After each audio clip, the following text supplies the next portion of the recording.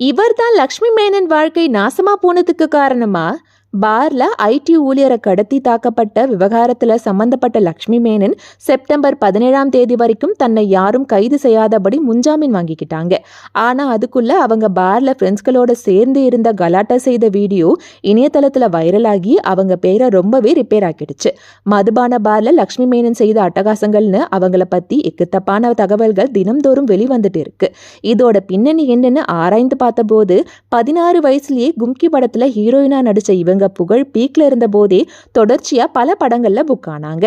அதுல குறிப்பிட்டு சொல்லணும்னா பாண்டிய நாடு மற்றும் நான் சிகப்பு மனிதன் உள்ளிட்ட 2 படங்கள்ல விஷால் கூட சேர்ந்து நடிச்சதுதான். இதனால கிசுகிசுல சிக்கின அவங்களுக்கு பட வாய்ப்புகள் குறைய ஆரம்பிச்சதுன்னே சொல்லலாம்.